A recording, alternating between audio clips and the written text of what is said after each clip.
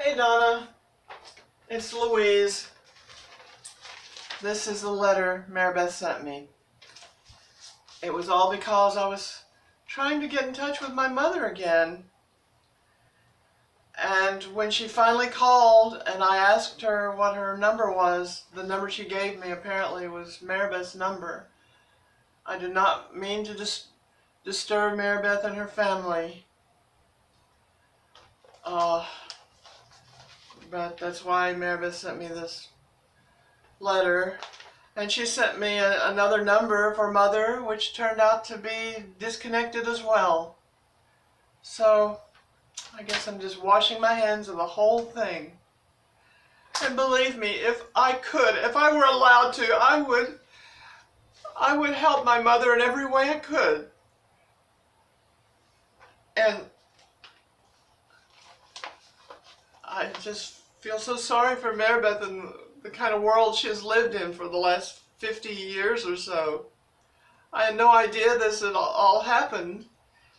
And even though I had my own struggle and maybe I've glossed over a lot of that, I had no idea that the underpinnings of our whole family was just so tawdry. When she speaks of cross-dressing here, I guess technically that's where I was at the time, but that's the phase you go through when you're transgender. Nowadays, a family would say, "Oh, let's talk to a doctor," and the doctor would test you and say, "Yes, your child is transgender, and you need to help her." And there are ways to help. In the 50s and 60s, no, it was taboo. It was something people didn't even think about. And Maribeth's recollections are often contorted anyway. When she said that this kid and I both dressed up on Halloween, when he dressed up as a girl, I did not, because I remember teasing him about it later, which I know I'm a hypocrite for that. And I was too chicken at the time to go out in public like that. I mean, I sneaked around. I just wanted to see what I would look like as a girl. That's what the whole thing was. It was not a sexual fetish. That's why to this day I still have problems with transvestites, because they're not, I do not want to be put in the same box with transvestites, because they're totally different people. I have a life. I don't dress up. I have a life. Anyway. So this is Maribeth's mind, and I dare say probably yours too in some way, although you wouldn't care to admit it. Oh, my face is kind of messed up because I had some skin peeling and freezing and liposuction from the belly into the face and all that 2 Tuesdays ago. Anyway. So Maribeth, of course, sent me the letter. She had to put my name on it to get to me, but other than that, she didn't acknowledge me at all. Just starts in the body of the letter. No salutation. "It was our home phone number that you reached, and my son picked up the message. We never told him about you because with his intellectual disability, he has no filter, and he would be bringing it up all the time inappropriately. There was never a reason he should know. I decided long ago that cutting ties was the best for me and my family. Mother did not want to have to answer his questions because even after all these years, it is painful and uncomfortable for her. I stopped discussing it with her years ago because it was always a very distressing subject for both of us.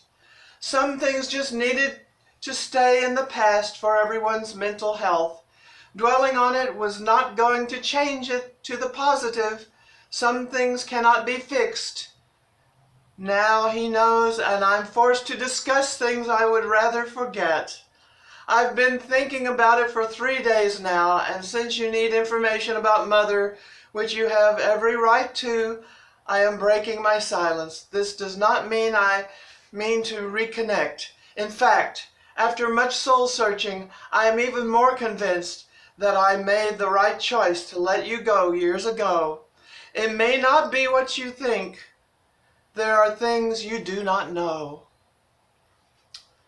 First, no one can completely know the suffering of our family centered around your problem. They didn't live in that house or know how violent Daddy's PTSD could make him, or how a younger sister kept in the dark from a terrible secret that was affected by worried, angry, and emotionally out of control parents. There was no family therapy or support groups for any of us then. It was the time and place when this occurred that made it the impossible situation it was. Thankfully now families have help available. You know as well as I do that so much of how it was handled had to do with our grandparents and the devastation knowledge of it would cause. There was no way around it, so it just was what it was. It was not really anyone's fault, but the situation was unbearable just the same. We tried to pretend nothing was wrong, and at times things would seem better. There was a lot of denial. We didn't even know then how bad it was going to get. Our poor mother suffered the most, and that is a big part of why I have not wanted a relationship with you once you did what you were determined to do, and how she reluctantly enabled you. What I saw as a child and as a young adult devastated me, and I decided I couldn't watch you do this. Even if it was the best thing for you, it was not for the rest of us. Forgive me for my weakness, but there is more to this than you are aware of. At this point, I should say if my phone cuts off, I'll send this in more than one piece. I knew you were cross-dressing very early on. I was just a little girl. You were running around with Johnny Brown, and he was always at our house. You and he dressed up like women one Halloween, not true. And I see that picture in my mind still. I never wanted to see that again. Johnny started abusing me sexually that year. I was 11 years old and knew nothing about such things. That was the beginning of a lifelong struggle with my mental illness. I lived in terror for 2 years before the Browns moved away. I prayed every night that I would die. I couldn't eat or sleep, and I would have times of paralyzing fear. If I found evidence of your cross-dressing behavior, it just compounded my anxiety. I coped by being in denial and keeping it to myself. It was all tied to some kind of bizarre behavior that I was too young to know about or comprehend. It was very frightening for a little girl. I still have nightmares and anxiety attacks that come out of nowhere. If you need an example of being scarred for life in childhood, there it is. Well, the letter is 4 pages long, and I'll just cut it off here. So I don't know what to think anymore. I think I'm a good person, and I never meant to hurt anyone. And I had no idea that this happened.